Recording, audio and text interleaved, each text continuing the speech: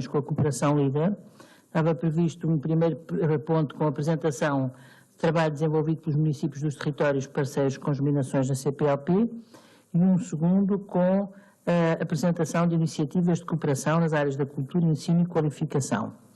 Temos connosco o Sr. Ângelo Ferreira, que é da CIDTFF das Universidades de Aveiro de Portugal Timor-Leste, e, portanto, o Sr. Ângelo Ferreira está com limitações de horários e, portanto, eu ia aqui assim, dar-me indicações nesse sentido, íamos fazer aqui uma pequena alteração, vai fazer agora a sua intervenção e depois retomamos a ordem normal dos trabalhos.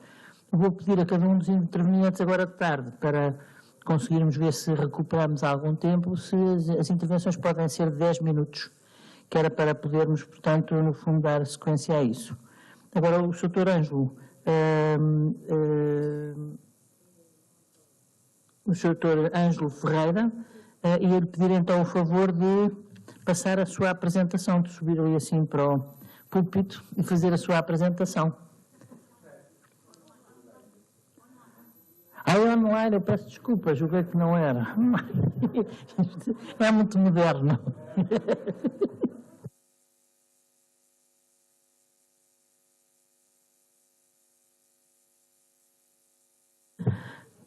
Então, muito boa tarde, Sr. Nós não estamos ainda a ouvir, só um momento, estamos aqui assim a arranjar o som. Seja bem-vindo ao nosso encontro da lusofonia e pronto, peço-lhe desculpa termos começado atrasados, mas sabe que os trabalhos às vezes atrasam-se, não é só em Timor, nem em Portugal, é em todo o lado. E, portanto, muito obrigada pela sua atenção. Já pode experimentar ou não? Muito boa tarde. Já está melhor. Já se ouve melhor? Já. Muito boa tarde a todos. Agradeço a uma simpatia. De facto, tenho outro compromisso a seguir e fiquei um bocadinho com o tempo limitado. Agradeço muito essa amabilidade. Queria cumprimentá-los a todos, agradecer muito o honroso convite que me foi feito. Eu procurarei contribuir para a recuperação e vou tentar ser breve. Eu, desde o ano de 1990, que tenho colaborado com Timor-Leste. Quando digo 1990, estou a falar 9 anos ainda antes do referendo que ditou a independência de Timor.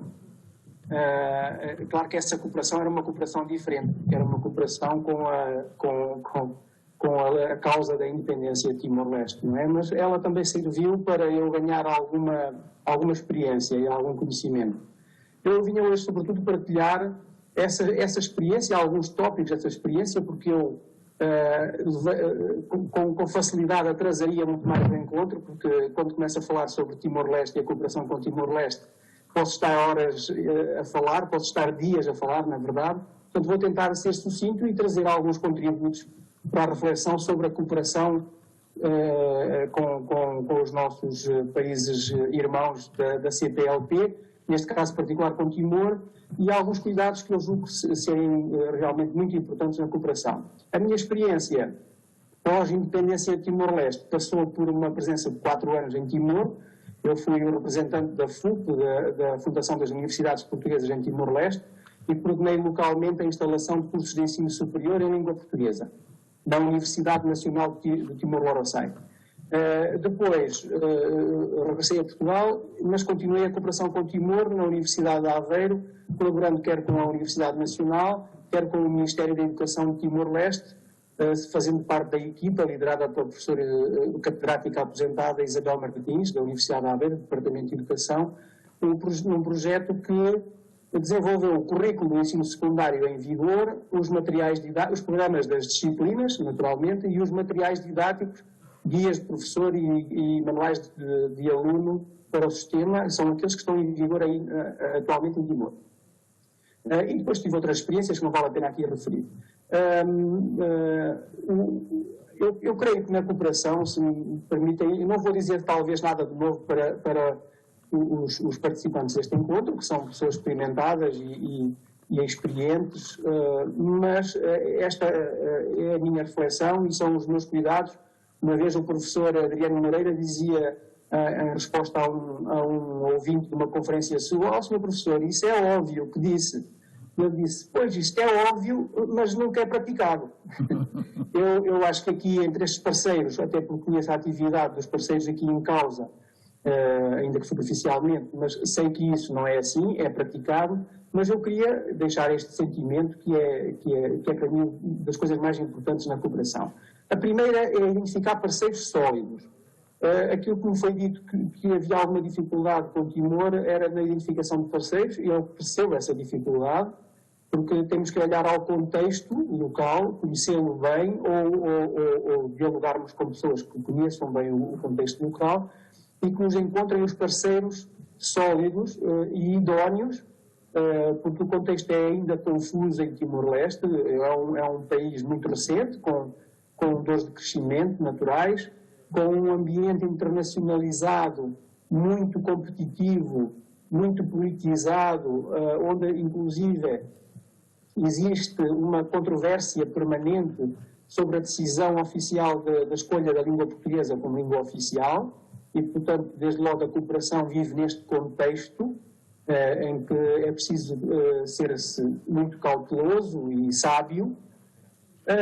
Depois é preciso conhecer a cultura, e esta coisa da cultura foi uma coisa que os povos da CPLP sempre tiveram no seu ADN, esta preocupação, é a minha perspectiva, claro, naturalmente, esta preocupação com a cultura, com as culturas, com a adaptação, com o acolhimento da diferença, com esta necessidade de ouvir, de compreender. Eu diria que no caso do Timor-Leste há uma sensibilidade que ainda não será tão conhecida assim de todos, que mistura de facto um conjunto de culturas e que tem o seu quê também de cultura asiática. Eu recordo-me em reuniões em Dili, logo naqueles primeiros anos, eu diria mesmo no primeiro ano após o referendo, ter estado a participar em reuniões onde se estava a discutir o futuro da cooperação e alguns dos colegas de reunião terem dito no final da reunião, esta reunião correu muito bem, demos os passos todos, ficou tudo assumido na reunião, toda a gente dizia que sim, toda a gente assinava com a cabeça que sim, isto correu bem. E eu, infelizmente, tinha a percepção precisamente oposta. A reunião correu muito mal.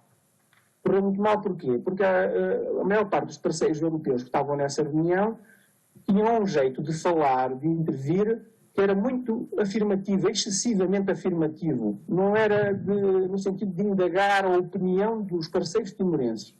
Era no sentido de isto é bom, é assim, sabemos o que queremos. E essa atitude tão afirmativa fez com que os parceiros timorenses fossem simpáticos, amáveis, dissessem que sim, mas na verdade sentiam que os parceiros europeus ou internacionais estavam um pouco interessados em ouvir a opinião deles. Isso, para mim, é um aspecto importantíssimo logo quando se estabelece a cooperação e se estabelecem os princípios, os pressupostos da cooperação. Um outro, apesar desta sensibilidade à diferença e à cultura, um outro pressuposto que eu acho que é importantíssimo é o de facto de iniciar-se uma cooperação muito franca, com essa sensibilidade para ouvir, para compreender, mas também com a necessidade de afirmar princípios que são valiosos e uma exigência, um nível de exigência que obriga a que, depois das reuniões e dos acordos, as responsabilidades fiquem de facto muito claras. As responsabilidades, os deveres, as ações que cada parceiro deve desenvolver. Isto é tudo óbvio, como dizia o professor Adriano Moreira.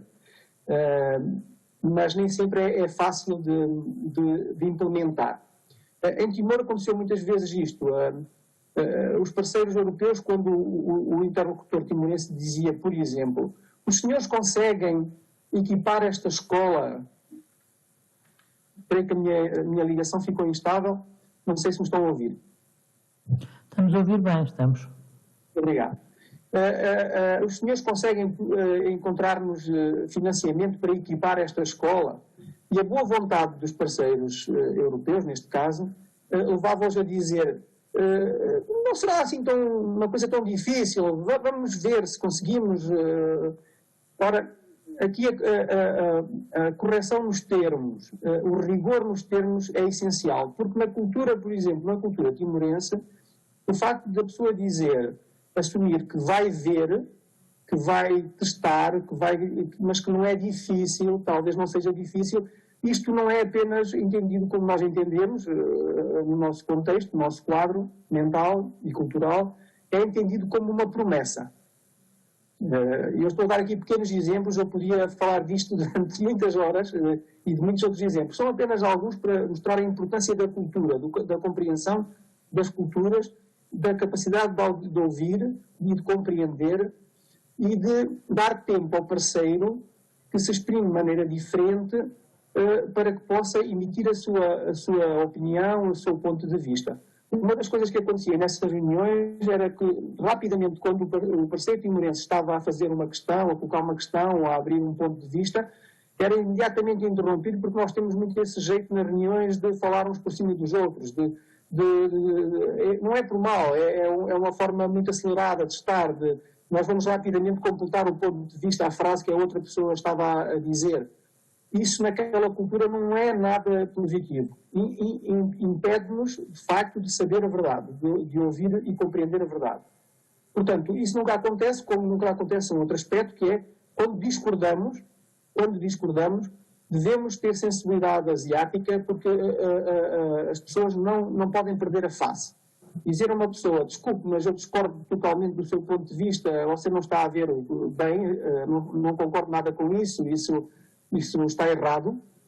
Isto é uma forma que na Europa se calhar se entende bem, se aceita, porque a pessoa também terá, enfim, a educação, diz talvez que não. Mas nós temos muito esse hábito de nos atropelarmos nas reuniões e isso é inaceitável, não é? Porque as pessoas não podem perder a face. É sempre possível abordar os contributos pela positiva. Pronto, ultrapassando estas questões da cultura, que eu poderia estar a falar durante muito tempo e não quero prolongar a sessão, eu diria que há um outro aspecto em que se confundem as coisas. Eu tive uma experiência na Universidade Nacional, uma vez a chegar, eu recebia docentes portugueses das universidades para lecionar várias disciplinas, e quando os levava a apresentar a universidade e as instalações, à entrada da universidade costumavam estar estudantes que me cumprimentavam desta forma. Oh, boa tarde, irmão, como está? E davam-me um abraço.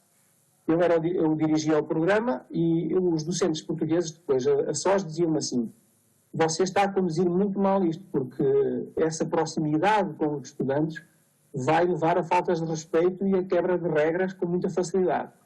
Ora, mais um falso entendimento da realidade. Em Timor, na cultura timorense, por exemplo, a proximidade e a intimidade nunca significam, antes pelo contrário, quebras de respeito ou de regras. O professor José Matoso, o nosso conhecido historiador, com quem eu convivi muito lá em Timor, chegou mesmo a escrever isso num livro que escreveu sobre a resistência timorense, para sublinhar essa diferente perspectiva, esse diferente olhar sobre as relações, até sobre as relações formais. Um aluno em Timor nunca desrespeita um professor por causa da proximidade e por causa da intimidade. Antes, pelo contrário. Sabe sempre separar aquilo que é a amizade, a fraternidade, das suas obrigações. E reforça as suas obrigações com esse afeto. Pronto, depois, em relação à cooperação, eu vou terminar, agradecendo muito a vossa simpatia e a vossa paciência.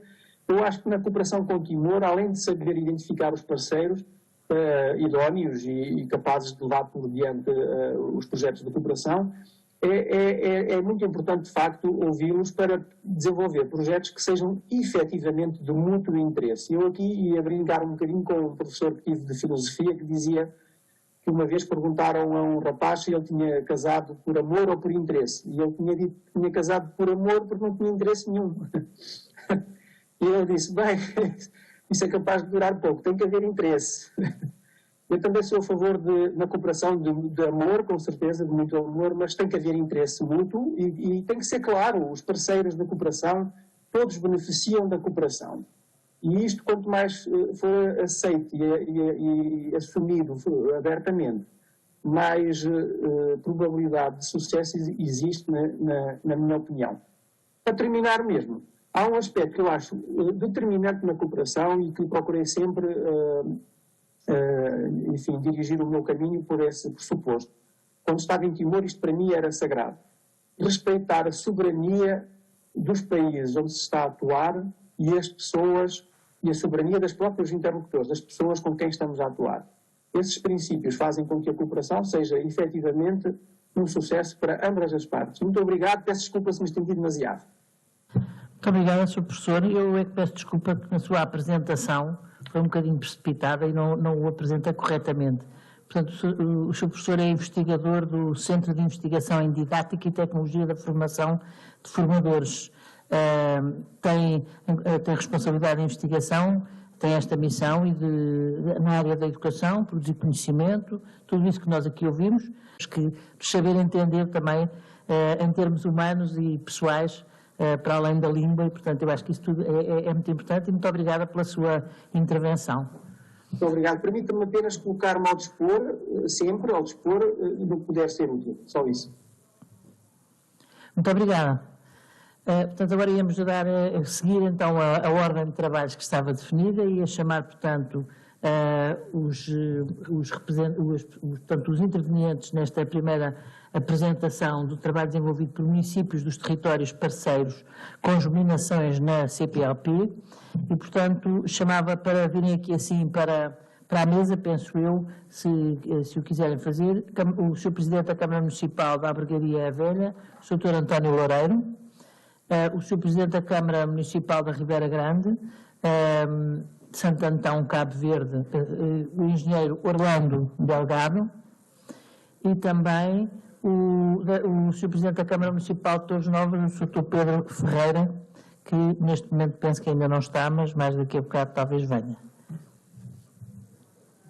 Portanto, vamos começar, portanto, este início agora de tarde, assim podemos chamar, portanto, com a intervenção do Sr. Presidente da Câmara Municipal de Albergaria Velha, o Dr. António Loureiro, que está desde cedo ligado à produção florestal por via familiar, exerceu várias funções na sociedade Unimadeiras, produção, comércio e exploração florestal, lançou a Expo Florestal, que rapidamente se tornou a maior feira ibérica dedicada ao setor florestal e ambiental. Sendo uma das melhores referências a nível europeu e internacional, é membro fundador do grupo Unifloresta, o maior grupo português de proprietários florestais. Na vida autárquica, por aquilo que vejo no seu currículo, já fez praticamente de tudo, exerceu funções no executivo deste território. Bom, uma breve apresentação.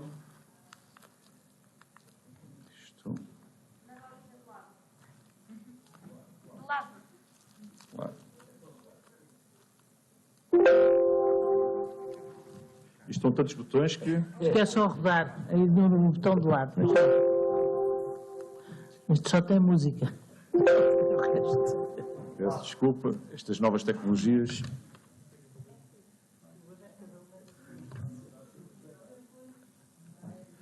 Ok, obrigado.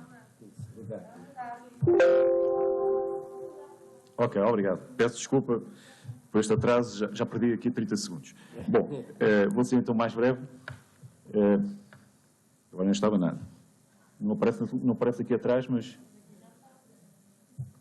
as pessoas não estão... Isto foi excesso de energia da parte da manhã de discussão, foi longa. E que... Ok, agora tenho que voltar para trás. Ok, muito bem. Eu vou simplificar a apresentação. Há aqui 3 eixos que são importantes no nosso município. Além de sermos um município que integra, é um município inclusivo e que respeitamos as culturas e as diferenças. Que era aquilo precisamente que o professor terminou da Universidade de Aveiro, de dizer que nós temos que respeitar sempre as pessoas e o território onde nós vivemos, onde nós inserimos e para onde nós trabalhamos. Além deste princípio de partida, há aqui 2 aspectos. Eu costumo dizer muitas vezes que tanto a cultura como o desporto são as áreas mais importantes para criar amizade entre os povos. E, além da cultura e do desporto, há um setor de atividade que é o turismo. São daqueles pilares que propiciam a paz. E nesta germinação que existe, seja com que qualquer parte do mundo, são estes princípios. O turismo e, acima de tudo, a cultura e o desporto, que promovem estas relações, esta familiaridade com os povos. Mas há um pilar que é importante, e é a forma de atuar, por isso é que há um bocado estava a dizer ao almoço, que vou, se calhar, sair fora da caixa daquilo que estão a ouvir, que é um pilar que é a economia. A economia é que é o desenvolvimento de uma população. É a igualdade, é a partilha de experiências, é essencialmente desenvolver uma comunidade. É do trabalho que vem todo o progresso de um país e do mundo. E é nesse pilar que eu assento sempre o desenvolvimento destas germinações. É esta forma que nós temos em Albergaria de tratar as germinações com as cidades, as vilas que temos de germinação. Em termos de cultura, aquilo que nós apostamos no nosso município, somos dos municípios que têm um conjunto de equipamentos extremamente ricos, em que nós promovemos precisamente esta cultura, desde a biblioteca, que passam mais de 35 mil pessoas por ano, como 2 centros culturais, o Cine Teatro Alba, com uma casa para 500 pessoas para assistir. Em Albergaria nós temos um dos 5 melhores projetos em termos de conservatórios do país, é a Jobra, estamos a falar com mais de 700 alunos, estamos a falar mais de 70 professores, estamos a falar qualquer coisa com alunos de mais de 50 municípios do país, que têm municípios do país e das ilhas, tanto dos Açores como da Madeira, que estudam no Conservatório da Jobra em Albergaria. Além deste aspecto da cultura que eu estava a dizer que é um dos pilares importantes, eu, sinceramente, com as tecnologias, não, isto deve ser... Eu rodo, mas isto... É o desporto, é os equipamentos. Há poucos municípios como o de Albergaria, no país, com 25 mil habitantes, com 3 piscinas. Só para terem a ideia da prática desportiva, como nós vamos a sério a prática desportiva. Em termos de princípios que nós temos como visão, é um conselho proativo, inclusivo, gerador de investimento, economia sempre naquele pilar, como eu estava a dizer inicialmente, e cria oportunidades de emprego. Porque é da economia que nós conseguimos criar melhores condições e conseguimos criar os postos de trabalho para desenvolver um território. Qualidade de vida. A qualidade de vida foi aquilo que eu mostrei atrás. É os equipamentos desportivos, culturais que nós temos para que as pessoas possam usufruir não só destes equipamentos, mas, acima de tudo, uma relação que nós temos com a natureza. Um conjunto de percursos pedonais, um conjunto de ciclovias, um conjunto de parques que nós vamos construindo ao longo, ano após ano, a Rota dos Moinhos. Somos o município da Europa com mais moinhos de água. Temos cadastrados mais de 350 moinhos de água, em que criamos à volta desses moinhos precisamente percursos para que as pessoas possam usufruir não só as linhas de água, são 5 rios que nós temos, e além destes rios temos essencialmente um contacto e um respeito pela natureza, e a Pateira de Frosses é algo que convido todos a verem em termos de expoente máximo da natureza. Em termos industriais, aquele tal dito terceiro pilar que eu estava a dizer, que é a economia. O município de Albergaria hoje está nos 30 municípios mais exportadores do país, e é através das empresas que normalmente eu faço as parcerias de germinação com as vilas ou as cidades. É precisamente através da economia. É esta porta que nós podemos abrir, através da cultura, através do desporto, é que nós abrimos as portas naquele pilar da economia para desenvolver as atividades.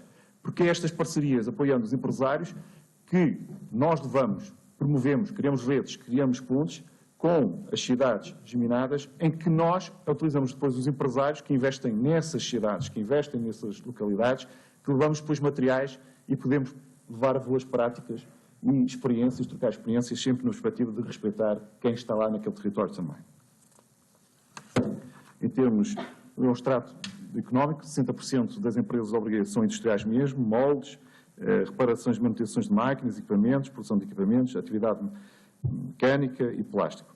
60% é indústria no nosso concelho. Neste momento temos um grande investimento.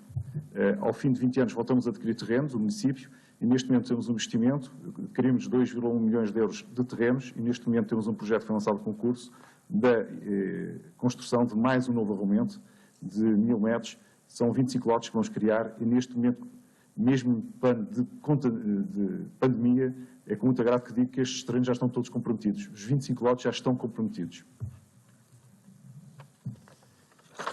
Em termos de natureza, aquilo que eu estava a dizer para visitar a Albergaria é aquilo que nós temos da riqueza, não os vou amassar, tenho que cortar o tempo, os eventos que nós vamos fazendo anualmente. Mensalmente há um evento de caráter regional que nós fazemos. Aqui eu vou parar um bocadinho. O papel da cooperação e disseminação da Albergaria Velha. É aquilo que dizia há um bocado o professor. É respeitar quem está, a cidade irmã nossa, mas respeitando sempre as tradições e a cultura de quem nós temos essa disseminação. É esta troca de experiências, é as boas práticas que nós queremos levar. Nos últimos 8 anos, nós tivemos no nosso eixo, na nossa estratégia, em termos de Albergaria Empreende Mais, nos 20 eixos nos 3 eixos, nas 20 medidas de ação, uma das medidas de ação tínhamos precisamente a internacionalização. E a internacionalização, levar aquelas 188 empresas de albergaria que exportam, são 188 empresas que eu tenho em albergaria que exportam, e então, através dessa exportação, e criar esta disseminação, através da economia. E, acima de tudo, como ponto de partida, nós temos sempre o cuidado de, quando vamos a um conselho amigo, irmão, fazemos sempre uma relação estreita com esse município e marcamos sempre uma reunião com o embaixador português que está, tanto na Guiné-Bissau, como Cabo Verde, como na Costa Marfim, que não é neste contexto, mas todos os países que nós temos disseminação, nós marcamos sempre, de uma forma institucional, a reunião com o embaixador. Ou seja, levamos o nosso irmão, o município, o nosso irmão, levamos sempre à embaixada. Para quê? Para solidificar e para ter a benção, entre aspas, de podermos trocar depois comercialmente e não só comercialmente, em termos depois de boas práticas, em termos de educação, como na saúde, etc., termos ali uma ponte do governo. E é essa a nossa preocupação. É um trabalho sério, que é validado, que é balizado pela embaixada sempre. Em termos de 2020-2030, queria mais uma vez agradecer ao GAL de Aveiro, à Carmo, todo o trabalho que tem feito também na promoção deste propósito de disseminação e de apoio que tem-nos dado.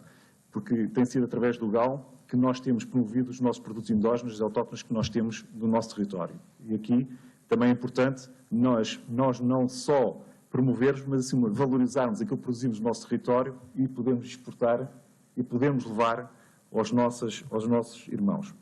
Em termos de iniciativas, aquilo que nós temos tido com as cidades que somos disseminados temos um projeto que foi considerado pela Comunidade Europeia e pela ACMEI e recebemos o prémio de primeiro lugar no âmbito da Comunidade Europeia em 2017, que é a criação do próprio posto de trabalho. E isto, mais uma vez, não é dar o peixe a ninguém. Se em Albergaria Velha nós damos a cana, ensinamos as pessoas a pescar, não é um conselho vizinho, amigo, irmão, que nós vamos dar o peixe. Não. Connosco não. Connosco é dada a cana e ensinamos a pescar. E se nós utilizamos em albergaria este princípio, também quando fazemos uma disseminação, é este princípio que nós utilizamos.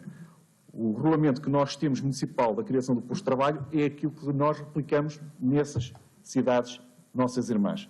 Ou seja, é ensinar a pescar e dar a ferramenta para que as pessoas possam pescar. Por isso é que eu estava a dizer que ia ser um bocadinho fora da caixa, que eu entendo é que temos que dar, acima de tudo, formação, dar incentivos para adquirir a cana e ensinar as pessoas a pescar. É isso o princípio que nós temos. Queria dar conta que tem sido extremamente interessante esse aspecto e mesmo na educação e mesmo na saúde que nós temos apoiado, temos feito de uma forma, não é só fornecer os computadores, não é só oferecer, não. Há aqui uma componente, e aqui a nossa disponibilidade com as cidades irmãs, de dar formação e permitir que depois possam utilizar aqueles equipamentos que nós fornecemos para lá. Isso é que é a grande preocupação. Temos um conjunto de projetos que é partilhados com os nossos irmãos em termos da robótica e informática. Não é só mandar para lá o material, não. Tem que haver aqui este compromisso de ensinar as pessoas a utilizar.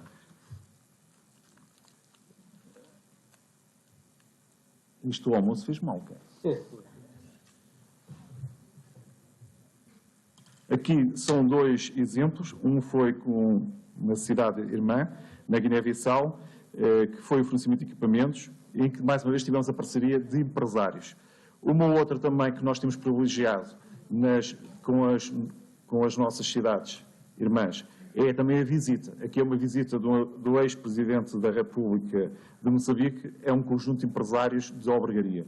É aquilo que nós fazemos. Esta diplomacia é este estabelecimento de redes e de pontos para que fiquem os contactos entre as empresas. Aqui é uma empresa, uma das empresas que o ex-presidente de Moçambique visitou, uma das empresas acabou por investir em Moçambique. Aqui é da Guiné-Bissau também, em que aqui são 2 empresários de Albergaria que acabaram por investir na Guiné-Bissau. Aqui foi o último acordo, mesmo na pandemia, no panorama de pandemia. Mesmo no plano de pandemia, o país, eu acho que vai morrer mais gente por causa da pandemia do que com a pandemia. E por isso, para mim é um motivo de satisfação estar aqui presencialmente com vocês todos. Porque nós temos que tocar o barco para a frente e não podemos continuar todos confinados. E todos nós já sentimos aquilo que, além da saúde, aquilo que nós temos de efeito na economia. Neste momento as matérias-primas, todas elas dispararam, não é só o combustível, é a matéria-prima mesmo do pão, aquilo que já subiu. E aqui, mesmo em plano de pandemia, nós assinamos este acordo de discriminação com a Santa Cruz, em Cabo Verde, em que tivemos a presença do Presidente da República na comemoração dos 50 anos de Santa Cruz. E aqui, mais uma vez, privilegiamos sempre o contacto com as entidades oficiais. Aqui há uma troca, depois de março da assinatura da discriminação com Santa Cruz. O Presidente de Santa Cruz já veio à Albergaria. Há aqui uma boa prática que nós temos, que é o Festival do Pão. A Albergaria é a capital do pão de Portugal, tendo em consideração aquele histórico que nós temos dos moinhos de água, e que, neste momento, não só nós criamos o marca Festival do Pão de Portugal em 2014, e em 2019 já foi replicado no Brasil, em Curitiba, e agora, com muito agrado, vimos que o modelo do Festival do Pão vai ser replicado, mal as condições permitam, em Santa Cruz. Ou seja, esta troca de experiência, este nosso conhecimento, que vai permitir que os nossos irmãos possam fazer um projeto semelhante ao da Albergaria à Velha.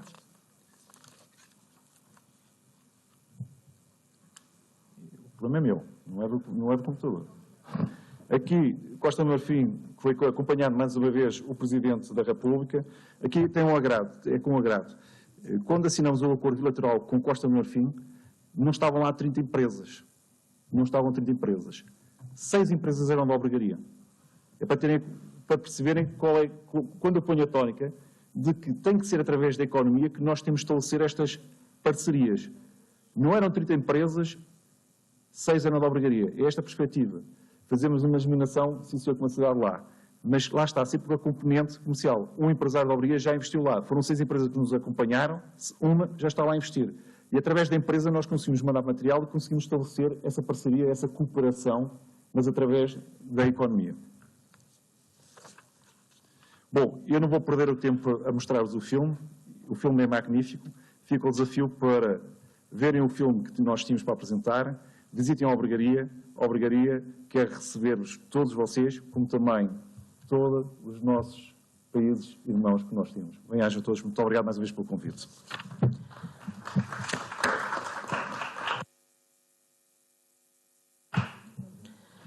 Sr. Presidente, muitíssimo obrigada pela sua intervenção, por aquilo que nos trouxe aqui e que, no fundo, estamos todos a trabalhar para o mesmo, cada um na sua área, cada um na sua forma de fazer esta ligação e esta germinação e as cooperações, no fundo, que acabam por se complementar umas às outras.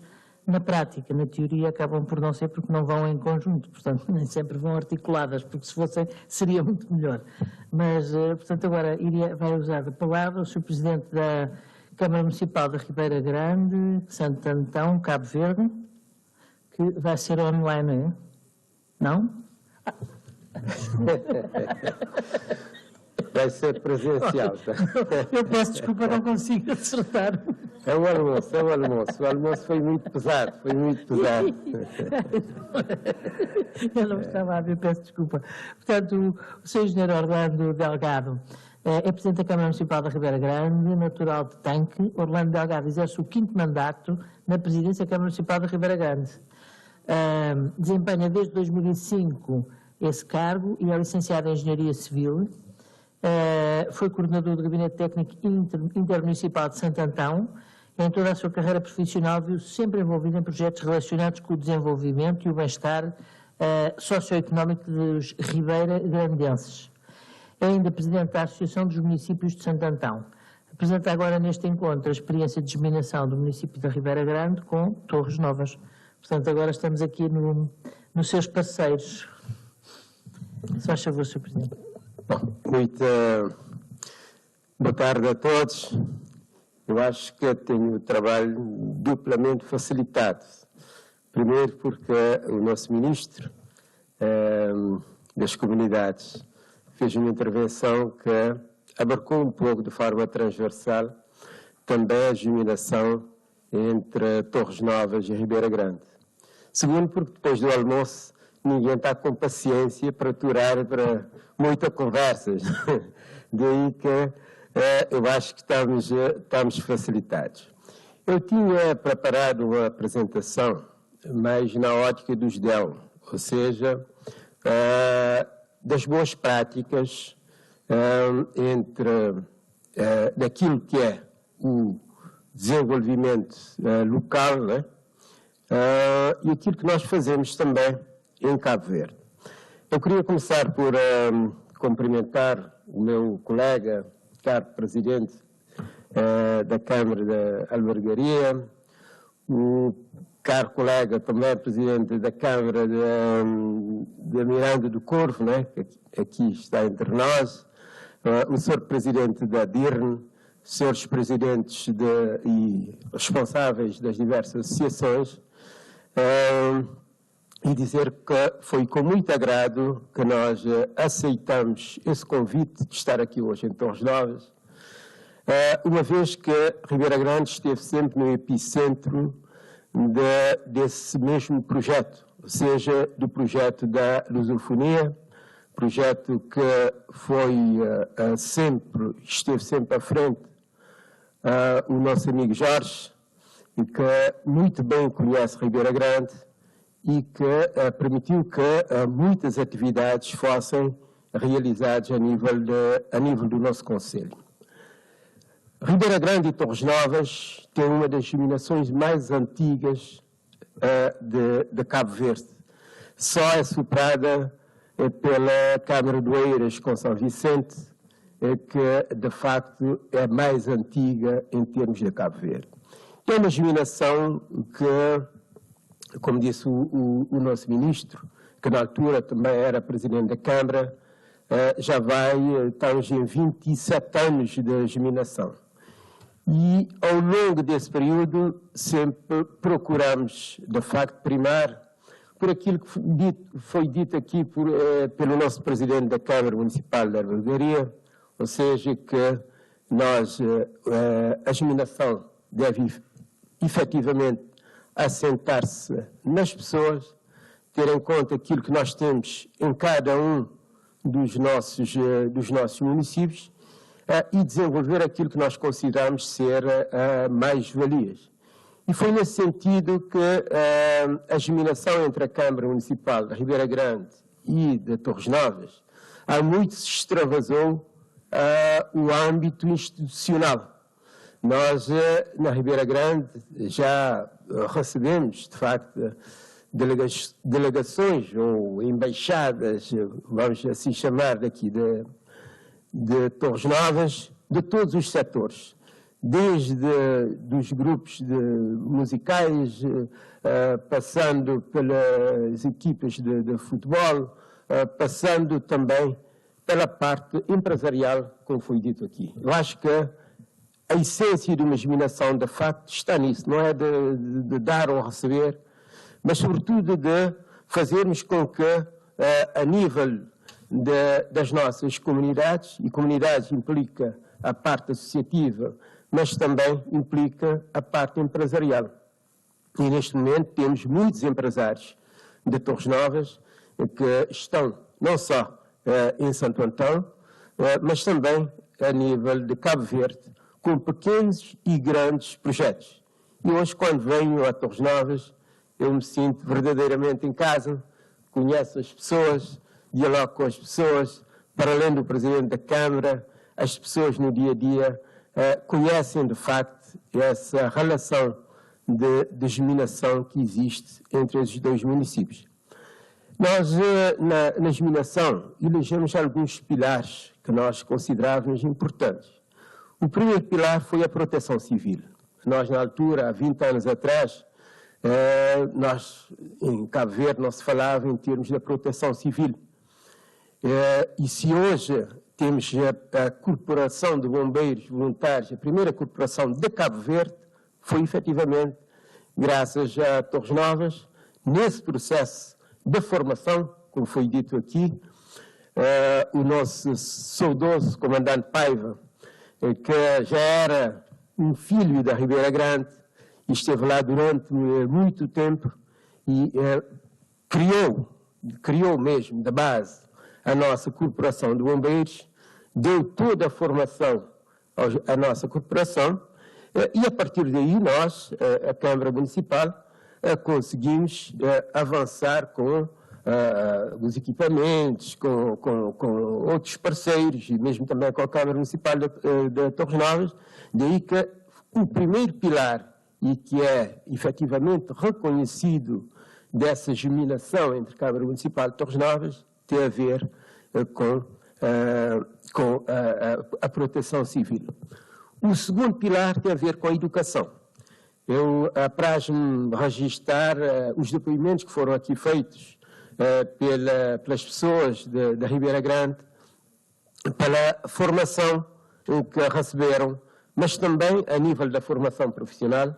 Tivemos muitos jovens da Ribeira Grande aqui em Torres Novas, que vieram aqui estudar, mas também a nível de todas as escolas, Maria Lamas, as escolas que existem aqui, criaram um processo de germinação com as escolas também na Ribeira Grande, permitindo que houvesse esse estreitamento das relações, ou seja, delegações dessas escolas já estiveram na Ribeira Grande, recebido pelas famílias lá no Conselho da Ribeira Grande, como também delegações da Ribeira Grande, a nível dos 2 liceus que nós temos, tiveram também aqui em Torres Novas e permitiu que essa troca, para além a nível da educação, também a nível dos alunos, a nível das famílias, e aí é que se começou a solidificar, efetivamente, essa excelente cooperação existente entre esses 2 municípios.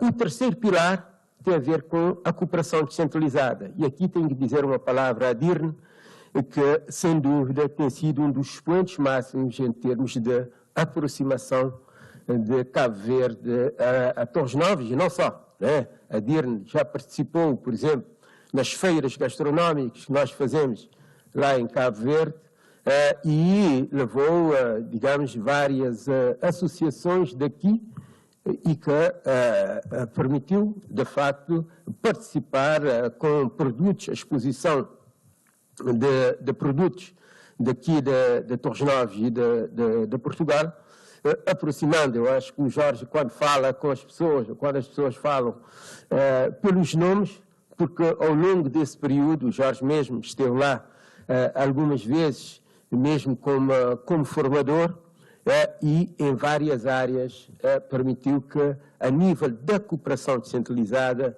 e aí é que reside efetivamente pelo menos essa apresentação que nós tínhamos aqui, que é um exemplo das boas práticas que nós temos lá em Cabo Verde, mas que também existe aqui em Portugal. Eu acho que não é só o Sr. Presidente da Câmara de Albergaria que está com problema com isso, acho que somos todos nós, né? Acho que rodar, mas não roda.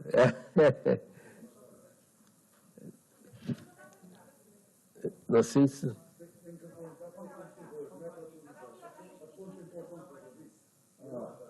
Mas mesmo para aí... Não roda. Está classificado mais.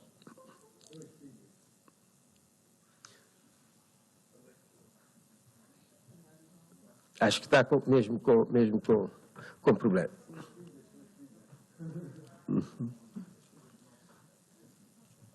Mas aqui.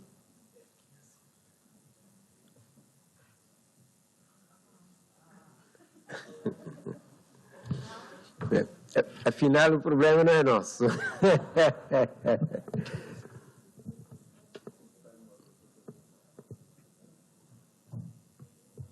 Bom, eu dizia que a nível dessa cooperação e com esse quarto pilar que nós queremos efetivamente estreitar esse quarto pilar, e por isso nós trouxemos uma experiência das boas práticas. O Sr. Presidente, o Sr. Ministro, de manhã, falava sobre a questão do planeamento, ou seja, nós associarmos efetivamente o desenvolvimento ao território. Ou seja, o desenvolvimento só é efetivo se nós atendermos as pessoas. A economia é muito bonita, falamos em termos da economia, desenvolvemos muito bem, mas se nós não atendermos as pessoas, e as pessoas estão no território, então esses dois temas devem andar de mãos dadas.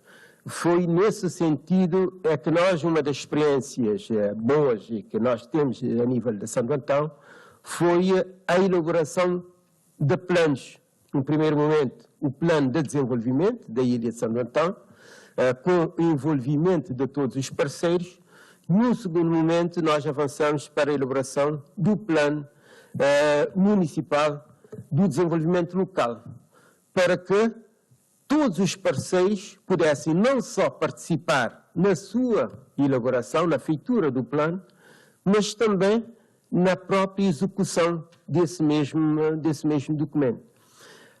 E como disse o Sr. Ministro, é uma experiência que nós temos, que começou a nível da Ribeira Grande, a nível de Santo Antão, e que hoje é extrapolado um pouco a nível nacional. Ou seja, essa necessidade de nós planificarmos e atendermos, de facto, a parte do território. Eu acho que eu vou desistir disso, vou deixar só, porque senão eu depois a apresentação seria então apresentada, porque vamos ter dificuldade. Eu dizia que a nível de Santo Antão, o que é que nós fizemos? Nós criamos uma associação a nível da ilha e nós criamos um gabinete técnico intermunicipal. Esse gabinete, no primeiro momento, elaborou esse plano, um plano macro, um plano que tivesse em conta aquilo que é o processo da ilha, o processo de desenvolvimento envolvendo todos os parceiros, onde, quer a nível do poder público, poder municipal, quer a nível do poder central, também todos os projetos coubessem dentro desse plano. Ou seja, a partir daí, nós todo o direcionamento dos recursos financeiros que eram postos à disposição da ilha tinham como base esse plano de desenvolvimento. Mas, depois de 3 anos de implementação do plano, nós chegamos ao entendimento de que não era suficiente. Nós somos um concelho essencialmente rural, um concelho com mais de 70% das populações vivendo a nível do meio rural, que eram preciso ações concretas que envolvesse a própria comunidade. Foi nessa altura que surgiu, então, aquilo que nós chamamos as associações comunitárias.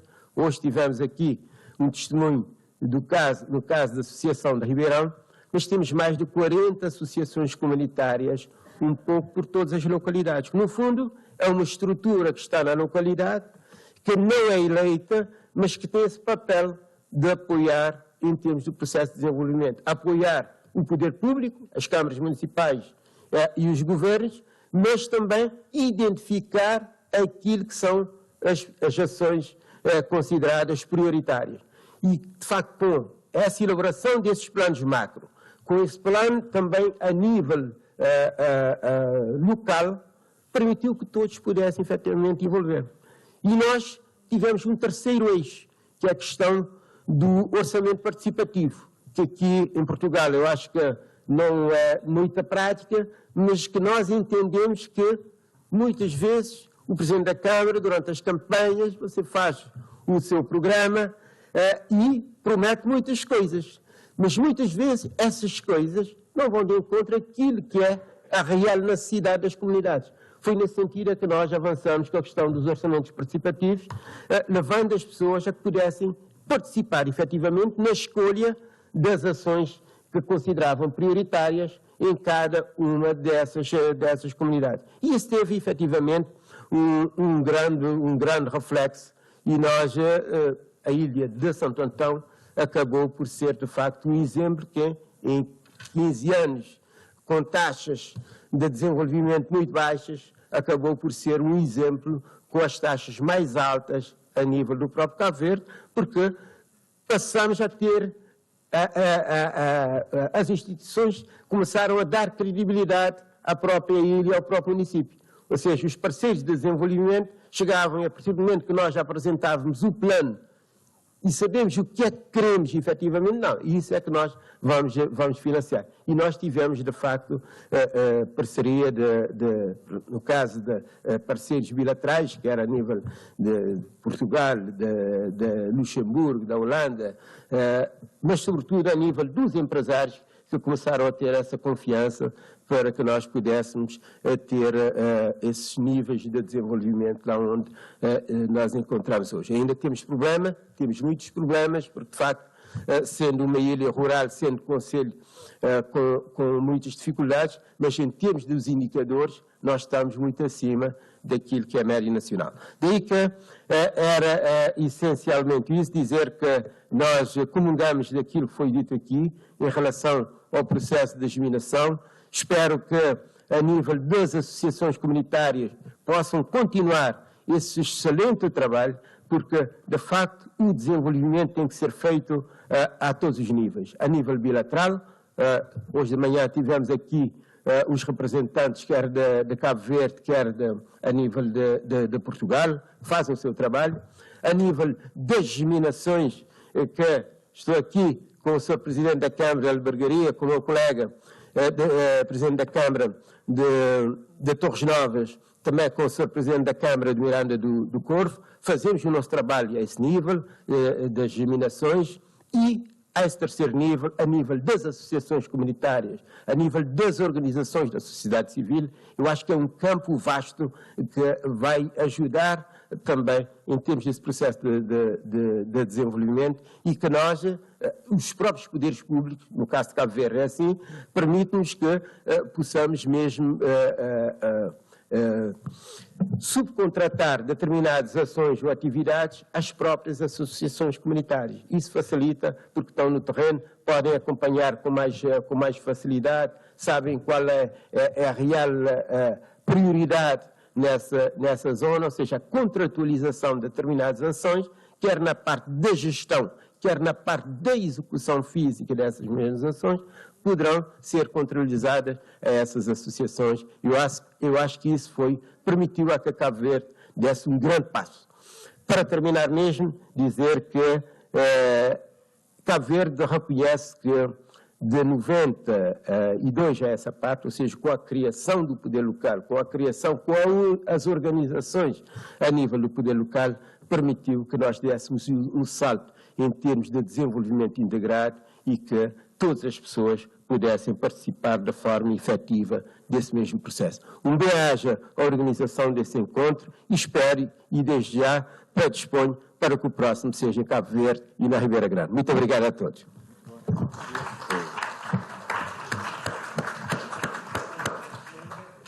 Muito obrigada, Sr. Presidente. Eu penso que o Dr. Pedro Ferreira, neste momento, não vai intervir, não é? Claro. Pronto. Portanto, ajuda-nos a recuperar algum tempo e portanto, vamos passar à segunda parte da reunião. Eu agradeço a estes dois intervenientes, aos seus presentes. Eu não sei, só um segundo, eu não sei se alguém quer colocar alguma questão nesta fase, só uma pergunta ou qualquer coisa, qualquer pequeno esclarecimento. Passaríamos à segunda parte da reunião agora, das intervenções. Foram suficientemente esclarecedores e muito obrigada pela vossa participação. Portanto, vamos passar agora a esta segunda parte deste painel, com a apresentação de iniciativas de cooperação das áreas da cultura, ensino e qualificação. Portanto, já tivemos a intervenção do Dr. Ângelo Ferreira, que nos falou até em primeiro lugar, e agora convidar o Sr. Professor Dr. Luís Santos, do Instituto Politécnico de Tomar, que nos vai, portanto, agora falar sobre um exemplo específico, que é o do Instituto de Tomar. O seu professor Luís Santos é diretor do curso de Gestão do Território, diretor de pós-graduação em Estudos de Impacto Ambiental no Instituto Politécnico de Tomar, Escola Superior de Tecnologia de Tomar e pesquisador principal na Universidade de Coimbra, no Centro de Geociências. É doutorado em Biologia Evolucionística e Ambiental pela Universidade de Ferrara, com mestrado europeu em Aplicações de Informática para Arqueologia pela Universidade de Leiden e licenciatura em Biologia Ambiental pela Universidade de Edimburgo. Um vasto currículo e, se faz favor, portanto, muito obrigada por estar presente e quero, por favor, usar da palavra.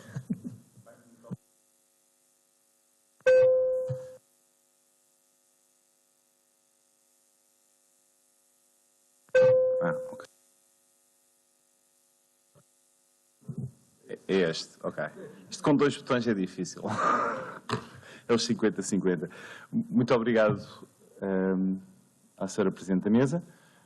Muito obrigado à Câmara Municipal de Torres Novas pelo convite e é sempre um gosto, na pessoa do Dr. Pedro Ferreira, é sempre um gosto estar nesta terra vizinha, o qual nós também estamos na proximidade relativa a Torres Novas, e cumprimento toda a plateia e também aos que nos estão a ouvir em casa, agora nesta nova onda de webinars.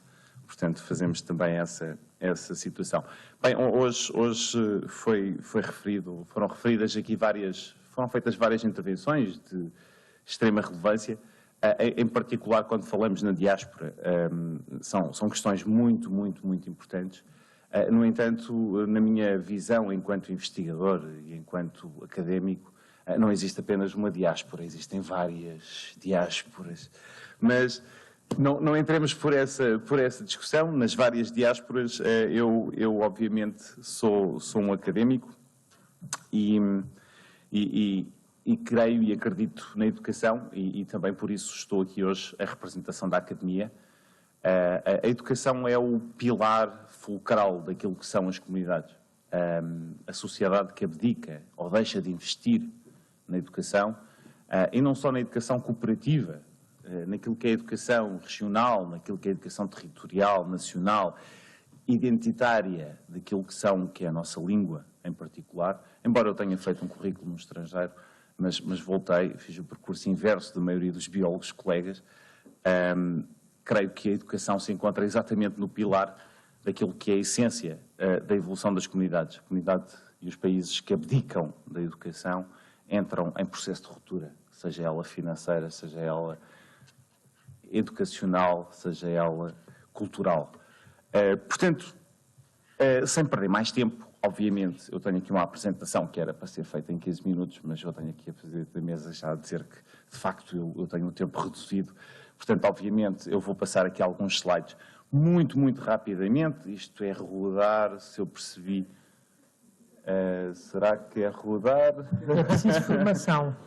Não é só dar os instrumentos e os equipamentos, é preciso formação, não é? Ok. Obviamente, a primeira parte da apresentação seria, obviamente, zelar pela nossa casa. Isto é o Instituto Politécnico de Tomar, localizado em Tomar, tem 2 polos, obviamente o polo de Tomar e o polo de Abrantes. Tem micropolos, teve em tempos e continua a ter, e obviamente os polos de Torres Novas, da Golgã, do Sardual, etc., de Lausanne. Portanto, temos tido vários pequenos polos, exatamente no sentido de nos ligarmos à região. Porque, obviamente, o ensino e a ciência devem estar ligados àquilo que são as pessoas. Hoje em dia, um grande paradigma da investigação e dos cientistas, e nós, enquanto docentes do ensino superior, é chegar perto das populações. Portanto, ok, pronto, Politécnico de Tomar, tem 30 anos, é uma instituição de ensino relativamente recente, mas, de uma forma geral, para vos dar uma ideia de número, nós hoje temos 2.400 alunos, 163 docentes e 142 em termos pessoal. Temos alunos e cooperação com cerca de 40 países e, obviamente, temos os 2 principais polos, Tomar e Abrantes, que são do vosso conhecimento. Dentro desta situação, em números gerais, portanto, temos licenciaturas, temos os TESPs, hoje em dia, que são cursos técnico-profissionais, que são característicos exclusivos dos institutos politécnicos, que dão um nível 5, e depois temos o prosseguimento do ensino em termos da licenciatura e também do mestrado. Pelos 2 centros de investigação, que se isto me deixar passar, eu quero apressar, mas aqui agora não é culpa minha, eu tento. Temos um conjunto de alunos, obviamente espalhados por todo o território nacional, com maior incidência regional. E esta questão é importante, portanto, ligar o ensino superior às comunidades é exatamente esta questão da proximidade. Portanto, muitos dos nossos alunos são exatamente do tecido regional em torno daquilo que é a nossa região, Torres Novas, Abrantes, Santarém, aqui até um pouco perto de Lisboa, se bem que temos também números de alunos do Porto, do Minho, da Madeira, dos Açores, portanto, todas essas situações. Em termos do nosso corpo docente, portanto, temos 57% do nosso corpo docente é doutorados, especialistas, portanto, como todas as outras universidades, não difere muito dos restantes politécnicos, e obviamente que Tomar, eu tenho que fazer jus àquilo que é a minha instituição, portanto, Tomar é uma bela cidade, como Torres Novas também é uma bela cidade, somos ambos banhados por rios que nascem no maciço calcário, portanto, temos muitas semelhanças, inclusive naquilo que são as características naturais destes territórios. E, obviamente, portanto, a cidade de Tomar tem 42 mil habitantes. Os cursos que a nossa instituição ministra, portanto, temos as licenciaturas, que principalmente, estes são os TESPs, nas artes, comunicação, informática, muitos nas áreas de informática, temos também proteção civil, o qual eu lidero, e temos outros cursos também nas áreas digitais, que hoje, obviamente, são áreas que são importantes para aquilo que são as necessidades. Em termos de licenciaturas, temos um conjunto de licenciaturas, portanto, que vão desde Economia, Ciências Sociais e também as Ciências e Engenharias. Portanto, não vou entrar, vou passar isto muito rápido, Tomar é fantástico, temos alojamento para estudantes, temos toda uma série de desportos e atividades que os alunos podem fazer e encontramos hoje ao mesmo nível das grandes instituições de ensino superior, obviamente com uma dimensão adequada àquilo que é a realidade territorial da nossa região. Mas chegando exatamente àquilo que... Eu bem carrego no botão. Ok. Chegando exatamente àquilo que eu vim apresentar hoje e que nos traz hoje aqui, eu juro que eu estou a rodar. Obviamente, olhamos para os Objetivos de Desenvolvimento Sustentável, não fossem eles hoje parte do nosso dia-a-dia. Pronto. Temos ligações com várias empresas e temos ligações com vários países. Portanto, estas são as ligações que o Instituto Politécnico tem ao mais alto nível de ensino, com as várias universidades localizadas por todo o mundo, portanto, e em particular com os países de língua oficial portuguesa. E o que nos trazem aqui hoje é exatamente a questão dos alunos que vêm da lusofonia. Portanto, os alunos da lusofonia, e temos aqui um conjunto de informações relativas aos alunos que nos chegam, a maior parte deles da Guiné-Bissau. Portanto, temos cerca de 150 alunos da Guiné-Bissau, temos 10 alunos de Angola, mais 10 alunos de Moçambique e depois de Cabo Verde temos apenas 2 alunos. O que não é nada que não se possa resolver. As áreas de interesse, de uma forma geral, portanto, os alunos procuram cursos de gestão, informática e depois menos nas questões relacionadas com tecnologias químicas, etc. Portanto, há uma menor procura desse tipo de cursos. O Politécnico de Tomar faz parte de uma grande rede de países de língua oficial portuguesa, na área do ambiente, a REALP, não sei se alguns de vocês conhecem. É uma rede que envolve, somos o único politécnico dentro desta rede de estudos ambientais, o único politécnico português. Temos várias universidades portuguesas, a Universidade de Aveiro, a Universidade Nova de Lisboa, a Universidade de Évora, a Universidade de Lisboa e, objetivamente, temos alguma cooperação. Portanto, embora o Instituto Politécnico de Tomar não possa administrar doutoramentos, nós temos colaborado com o doutoramento da REALP, portanto, da rede, em Cabo Verde. E este doutoramento, em particular, no nosso caso, portanto, eu próprio orientei 2 alunos de doutoramento, portanto, na Universidade de Cabo Verde, e temos em curso um primeiro mestrado também em Políticas Ambientais, Gestão em Políticas Ambientais, com a Universidade de Cabo Verde, o qual nós também ministramos. Estes são um conjunto de universidades, quer seja do Brasil, Portugal, portanto, cada unidade curricular é lecionada por um professor português, por um professor brasileiro e por um professor cabo-verdiano ou angolano. Moçambicanos ainda estamos à espera. Mas será algo que, objetivamente, está nos planos da REALP, que é liderada hoje pela Universidade de Évora e pela Universidade de Brasília, em conjunto. Ok. Estes são 2 exemplos de trabalhos de doutoramento que foram feitos, os quais eu orientei. O da vossa direita, doutor Henrique, ali o Paulino ficou a mais, Henrique Correia, que basicamente estudou o impacto que têm as pessoas de baixa renda, ou seja, pessoas com dificuldades de baixo ordenado, que vão explorar as areias e os sedimentos das ribeiras. Ou seja, é um problema que Santiago observa e há uma exploração, portanto, destas areias por parte destas famílias de baixa renda. É um aspecto, um problema social, ao mesmo tempo que é um problema ambiental, porque as areias não chegam objetivamente às praias. Portanto, há uma exploração, inclusive, na praia. Então, criou-se um modelo exatamente para encontrar uma solução, que é o da vossa direita, para encontrar uma solução para que estas famílias possam coexistir com um problema que, ao mesmo tempo, é social e ambiental, e encontrar uma solução, quer ambiental, quer social, para resolver este problema. E foi aquilo que o doutor, hoje doutor Henrique Correia, conseguiu resolver e que apresentou com sucesso no seu doutoramento. O doutor Paulino Monteiro, que também defendeu o doutoramento este ano, este já foi este ano, o outro foi o ano passado, defendeu este ano exatamente com um plano de gestão sustentável das pescas para Cabo Verde, para todo o arquipélago de Cabo Verde. Não era especificamente para Santiago, ele percorreu todas as ilhas de Cabo Verde, fez uma análise de todas as comunidades pescatórias, uma análise de tudo aquilo que eram os recursos pescatórios de Cabo Verde para os últimos 30 anos e fez um modelo para aquilo que será uma previsão futura, a curto, médio e longo prazo, para aquilo que serão as pescas em Cabo Verde nos próximos 30 anos. Portanto, trabalhos de mérito que ligam objetivamente a Academia Portuguesa, a Academia de Cabo Verde, a Academia do Brasil, 3 delas de língua oficial portuguesa. Planos para o futuro desta rede. Agora não sei se estão a andar para trás, estão a andar para a frente. Estão a andar para trás. Ok. Planos para o futuro. Exatamente, temos no dia 29 de novembro o próximo seminário em Cabo Verde da REALP, desta rede que muito orgulho nos traz e que liga exatamente esta situação, que é a educação e o ensino superior em Cabo Verde.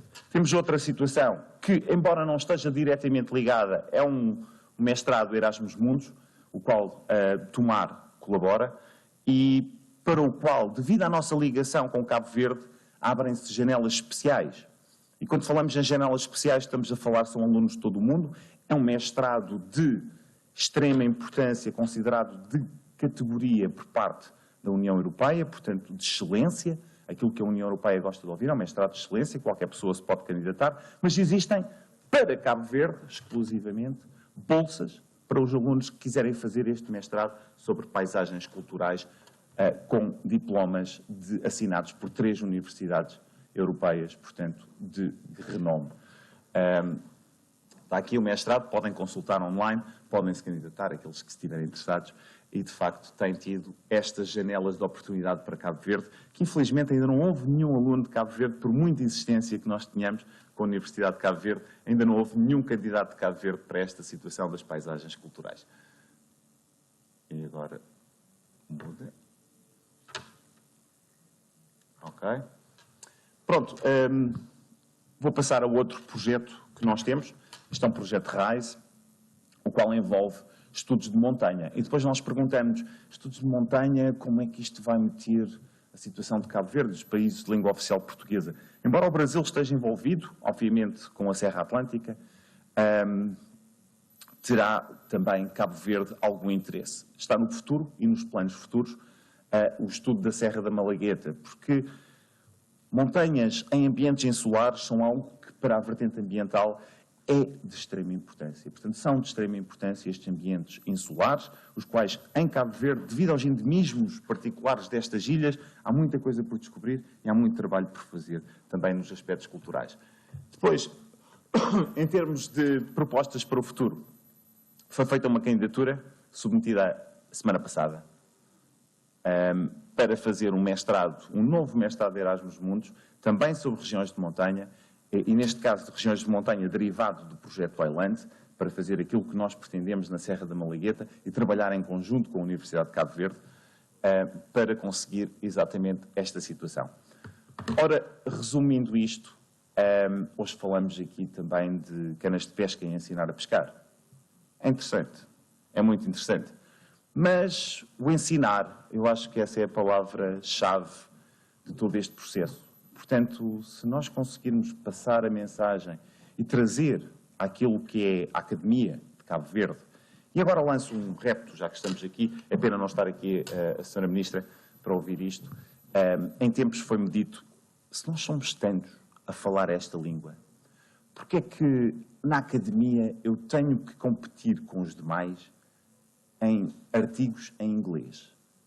E nós não fazemos, por exemplo, revistas exclusivamente em português. Ou, sendo melhor ainda, fazemos-las bilíngues. Já que temos também a capacidade de publicar, e todos os nossos artigos são publicados em língua inglesa, seguramente somos capazes de o fazer também em língua portuguesa. Então passamos a fazer revistas de renome internacional publicadas em 2 línguas. E assim maximizamos aquilo que é a lusofonia e a capacidade de educar nesta língua tão nobre que nos une. Obrigado.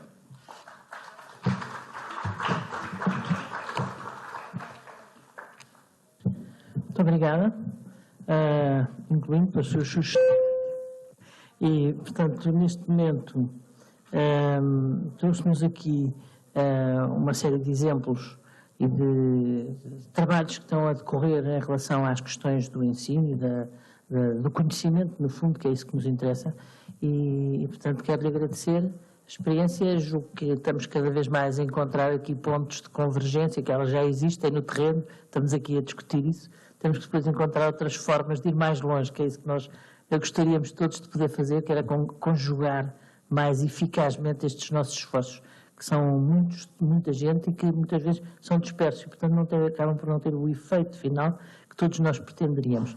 E agora, para terminar esta segunda parte do painel, vou convidar a senhora professora Isabel Diniz para vir aqui, assim, portanto, no fundo, falar-nos também sobre a sua experiência em termos... A senhora professora é a professora coordenadora na Escola Superior Agrária do Instituto Politécnico de Coimbra, é licenciada em Agronomia e doutorada em Economia, leciona e investiga nas áreas da economia agrária e dos recursos naturais, colaborou e colabora em diversos projetos nacionais e internacionais, sobretudo ligados com a sustentabilidade das cadeias de abastecimento alimentar.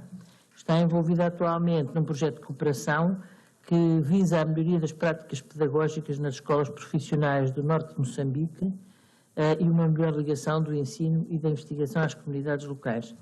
Embora todos saibamos que há, neste momento, problemas complexos no norte de Moçambique, mas o conhecimento vai-nos, com certeza, ajudar a ultrapassar problemas que não são de conhecimento só, mas que nos preocupam a todos. Portanto, muito obrigada pela sua presença. Vai-nos falar sobre o projeto de cooperação acima referido e faz o favor de usar a palavra. Muito obrigada.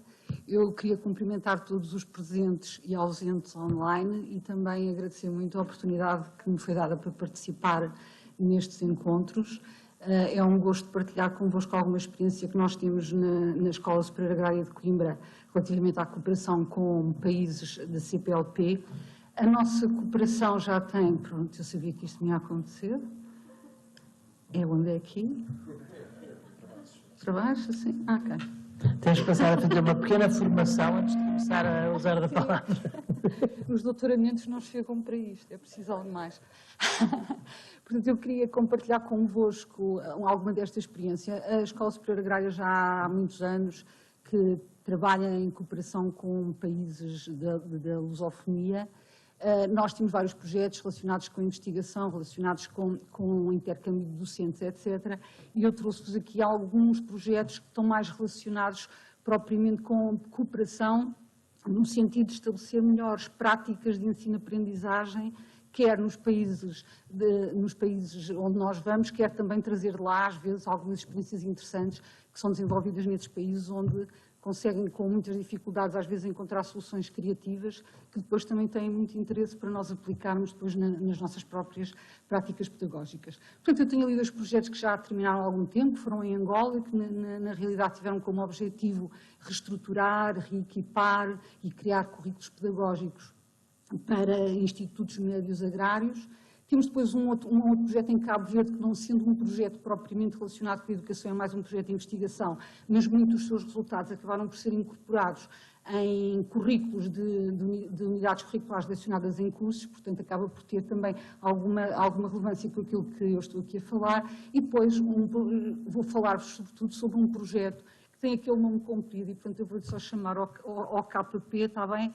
Que é um projeto que, como disse a Presidente da Mesa, tem como finalidade rever os currículos e tentar fazer com que as escolas profissionais do norte de Moçambique consigam promover um ensino que esteja mais ligado às comunidades.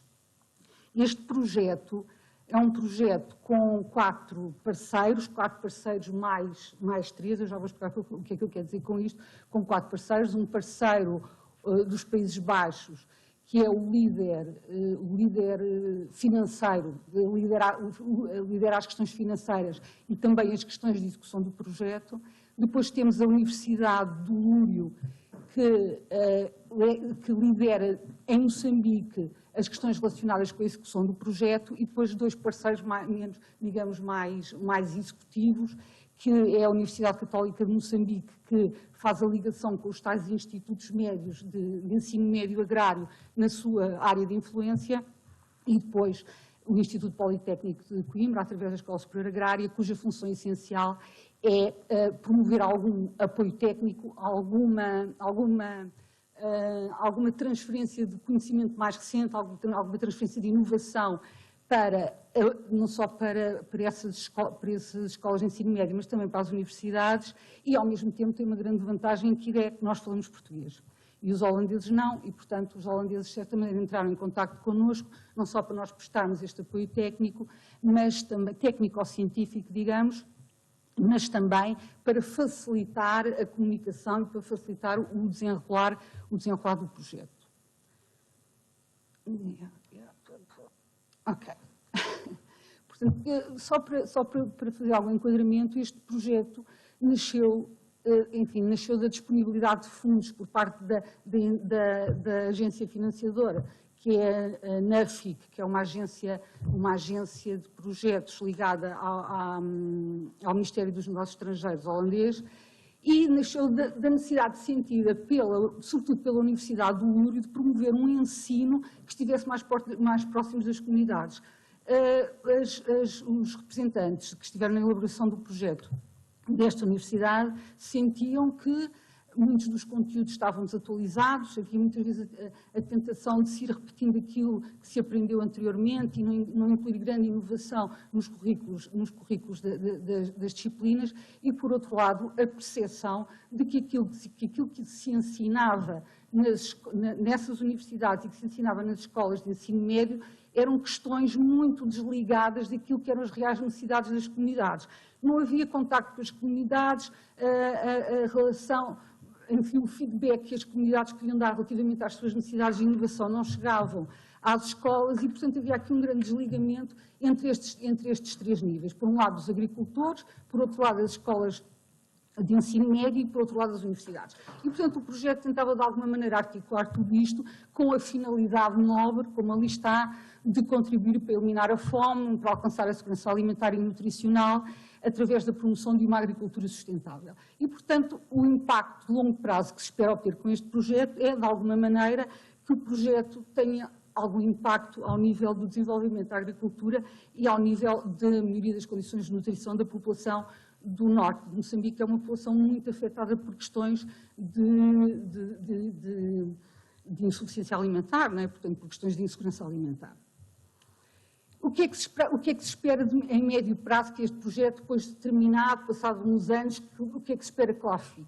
Espera-se que, de alguma maneira, haja uma melhoria do sistema de educação agrícola, portanto, e que seja incrementada a sua qualidade, que seja aumentada a sua relevância, no sentido em que o ensino efetivamente se destine a resolver os problemas que são encontrados pelas pessoas que fazem agricultura e que seja um ensino acessível, isto é, seja acessível quer em termos de capacidade das pessoas se deslocarem lá, mas sobretudo acessível em termos de grupos sociais, não é? Que seja acessível, por exemplo, em termos de género.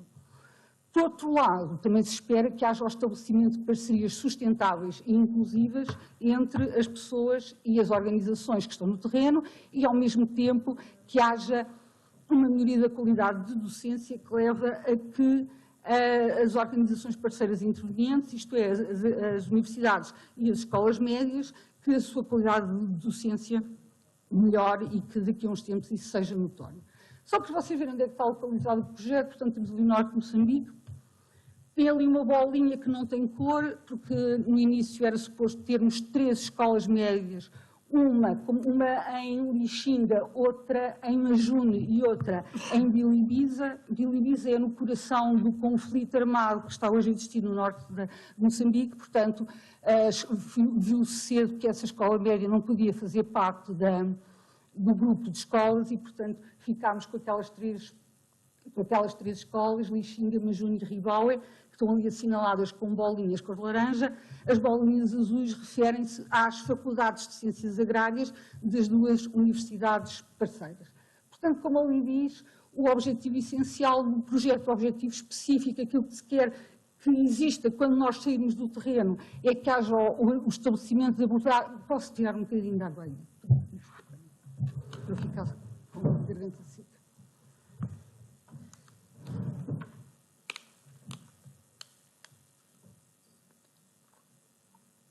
Desculpem as máscaras durante muito tempo, se é com a garganta.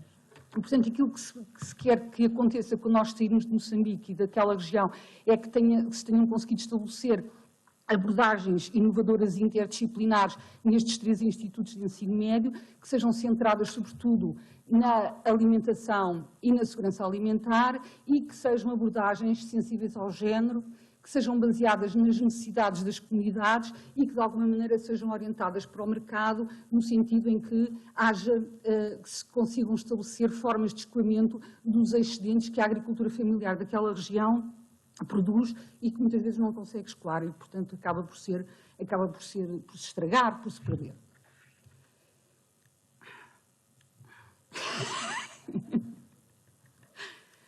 Ok, pronto. Portanto, o projeto, no fundo, tem 4 grandes atividades, às quais está depois associado um resultado. Não é?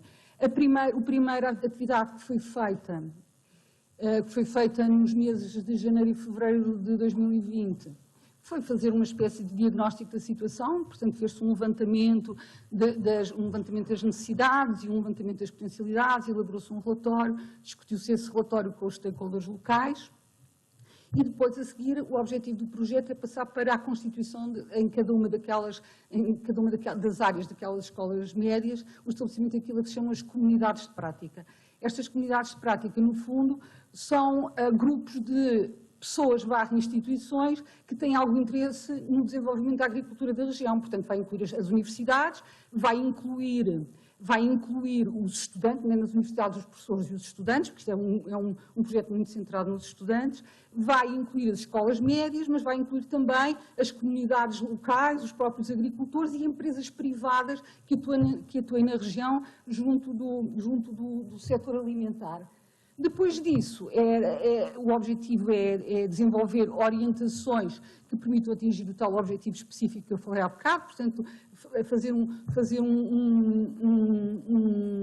monitorização do estado em que o projeto está, propor medidas que possam ser corretivas daquilo que foi feito para trás, enfim, tentar então procurar o tal ensino orientado para a comunidade e para o mercado.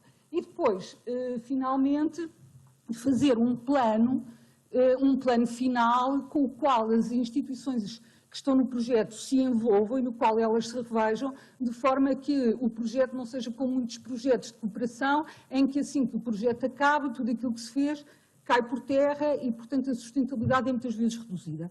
O objetivo aqui é, no final, comprometer os diversos stakeholders envolvidos, não só as universidades, mas, entretanto, todas as comunidades e todas as empresas privadas que participarem no processo, de forma a que se garanta a continuidade do processo depois de a cooperação portuguesa ter saído, depois da cooperação holandesa ter saído e depois das universidades que estão envolvidas também já não estarem diretamente no terreno. Portanto, esses são, no fundo, os resultados que se esperam deste projeto.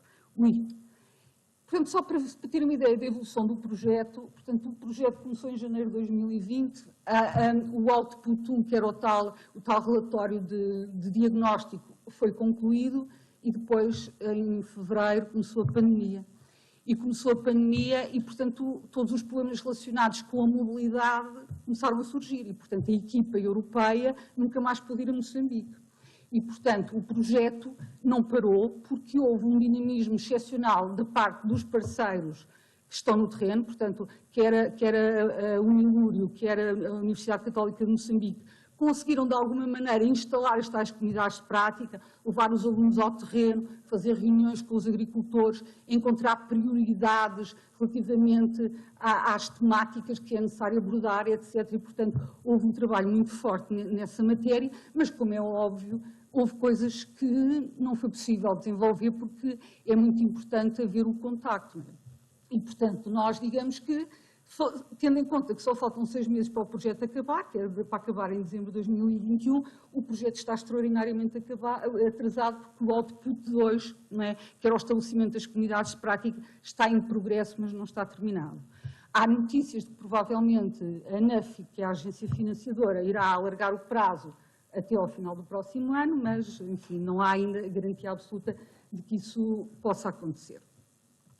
Portanto, só aqui, pronto, para terem ideia, não é? Portanto, este projeto assenta, digamos, em 3 conceitos-chave, que são 3 conceitos que exigem participação, que exigem contacto, que exigem discussão, não é? Porque pretende-se que seja um projeto centrado nos alunos, pretende-se, por outro lado, que haja uma forte participação das pessoas para que o projeto seja ligado à realidade dessas pessoas, quer dos agricultores, quer das empresas, e, por outro lado, há que desenvolver as comunidades de prática. Todos estes pontos-chave são pontos-chave que necessitam forçosamente do envolvimento, da discussão, da cooperação, da interligação e que levantam muitas questões com esta situação de pandemia. E, portanto, embora com grande esforço, o Covid tem impedido efetivamente o avanço do projeto, porque, por exemplo, muitos dos alunos, nem Moçambique tem sido como cá, não é? Volta e meia há aulas presenciais, volta e meia não há, portanto é assim uma coisa muito intermitente, mas sempre que não há aulas presenciais, os alunos vão para as suas casas, muitos deles vivem em zonas rurais e, portanto, o que se passa é que nessas zonas rurais há pouca cobertura de rede e, portanto, o acesso online sequer às aulas e o contacto entre eles, muito menos entre eles e os agricultores, é muito difícil. E, portanto, e depois há um outro problema, não é? Foi que aquele relatório de necessidades que eu vos falei era um relatório de necessidades feito em situação não pandémica e, portanto, muitas daquelas necessidades que foram identificadas tornaram-se obsoletas, porque se calhar agora é muito mais importante dotar os alunos de iPads ou de computadores para poderem ter ensino online do que propriamente fazer laboratórios ou o que quer que seja. E, portanto, aquele relatório que foi primeiramente feito está desatualizado, já não faz muito sentido no contexto atual. E depois, tendo em conta que é expectável que a pandemia não parte tão depressa, a situação do projeto está, enfim, está um bocadinho complexa, embora nós tenhamos planeado, no início de agosto, fazer uma missão dos parceiros do Norte até Moçambique para levantarmos algumas necessidades de formação, para vermos como é que estão a evoluir as comunidades de prática, etc., para discutir com os parceiros que medidas, que ações é que deverão ser desenvolvidas no futuro e como, mas mesmo isso está um bocadinho dificultado. Nós, enfim, a situação pandémica em Moçambique está a piorar, a nossa situação pandémica também sabemos que está a piorar e, portanto, não temos a certeza de que seja possível fazer essa viagem e esse encontro presencial entre todos, que daria naturalmente um avanço significativo ao projeto. E pronto, não vos aborreço mais, como disse o Sr. Presidente da Câmara, depois do almoço não podemos maçar demasiadas pessoas, e pronto, estou à vossa disposição para alguma pergunta e para cooperações futuras, se assim o entenderem. Obrigada.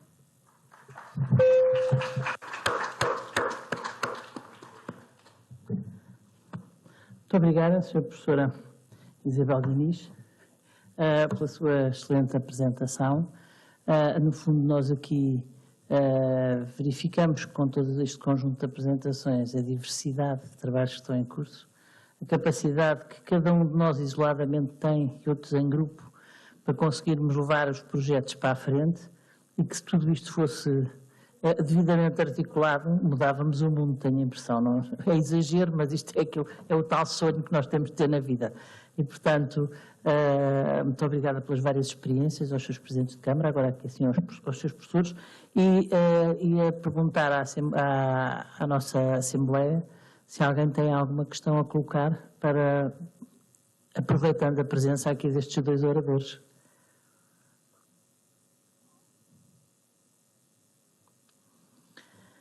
Isto, professor, é assim, explica logo tudo e depois vão estudar. E, portanto, agradeço a capacidade de síntese que tiveram, que nos permitiu recuperar algum tempo. O Sr. Presidente da Câmara de Torres Novas também ajudou nessa conquista de tempo, porque não fez a apresentação que teria tido com certeza, e a capacidade de síntese que tiveram em trazer-nos aqui estas experiências, porque uma vez era o Sr. Professor Ribeiro Teles, que morreu recentemente e com quem eu trabalhei durante uma série de anos, e que era engraçado, porque uma vez fomos a um encontro na Madeira, já há muitos anos, acho que era na Madeira, não sei, fomos lá a um encontro, a um seminário, ele também ia, e a dada altura foi falar, mas o tempo era tão pouco, também pediram para falar 10 minutos, e ele ia para fazer uma conferência, não sei de quê, ele diz-me assim, olha, eles pediram-me 10 minutos, eu estou programado para 40, logo se vê o que é que eu consigo fazer. E, portanto, eu agradeço imenso a vossa colaboração nesse sentido e espero que estejamos aqui a dar mais um contributo. Eu, neste momento, também represento aqui uma entidade que é a APRODER, que faz parte deste projeto. Entramos agora nesta última fase, portanto, nesta candidatura que está agora, e fazemos parte das tais 21 entidades que querem desenvolver e fazer esta cooperação mais direta. Fomos logo apanhados pela pandemia também, e portanto, mas esperamos agora ter melhores dias, e também com a presença da Sra. Secretária de Estado, que hoje de manhã esteve connosco, que se mostrou aberta a dar-nos ajuda, no fundo, e a abrir-nos algumas portas no sentido de conjugarmos esforços. Eu acho que pronto, temos que ir por este caminho, pela educação também, naquilo em que nos puderem ajudar, penso que será útil para podermos conjugar todos estes aspectos das câmaras municipais com as suas germinações, nós com as nossas cooperações, o ensino e a escola também com os seus projetos de colaboração e de cooperação. Portanto, só desta forma, através dos tais teóricos pilares do desenvolvimento, é que a gente consegue dar uma ajuda para o tal desenvolvimento que é dinâmico e, portanto, nunca estamos satisfeitos, e ainda bem que nós estamos, porque o equilíbrio é sempre dinâmico e, portanto, é nesse sentido que nós temos que trabalhar. Muito obrigada e, ao que julgo, iremos agora fazer um ligeiro intervalo, não é? Eu já não sei.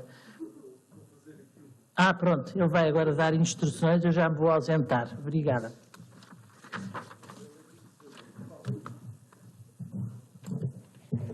Bom, então, obrigado pela vossa participação nesta tarde. Eu fiz questão de projetar a fotografia do Presidente da ADIDA e do município de Torres Novas a assinar o protocolo deste projeto das Terras da Lusofonia em janeiro de 2019 no Ribeirão, que é uma localidade que pertence à Ribeira Grande, Santo Antão, Cabo Verde, e como encontrei a fotografia no telemóvel não quis deixar de projetar. Foi aí que formalmente começou o nosso projeto, assinado em nome dos 21 parceiros portugueses, com as entidades parceiras de Cabo Verde, no caso. Em termos práticos, agora, vamos ter umas sessões de trabalho entre as associações, os grupos de ação local, que se vão reunir para, depois de ouvirmos tantos contributos, tentarmos fazer as conclusões para apresentar amanhã. Portanto, estas sessões que vão decorrer numa sala aqui ao lado, Quem quiser participar será bem-vindo, mas são destinadas aos grupos de ação local, que vão ser coordenadas pela Mónica e pela Carmo. Mónica da Adrimag, que está ali em cima, e a Carmo da AIDA, a Associação Empresarial de Distrito de Aveiro. Depois, vamos ter, quem puder, acompanhar o jantar no restaurante do Nersan, às 8 horas, é aqui próximo, junto ao pavilhão do Núcleo Empresarial de Santarém. Aí, às 8 horas, temos o jantar. Quem não puder jantar, amanhã às 10 horas, terá que estar aqui na sala para continuarmos os trabalhos. Amanhã vamos ter a presença do Sr. Secretário de Estado da Cooperação, que também é importante, porque, no caso português, é uma das entidades que financia a cooperação e, portanto, vamos aproveitar para apresentar as nossas conclusões e recomendações. Da minha parte é tudo, muito obrigado e até já nos grupos de trabalho. Obrigado.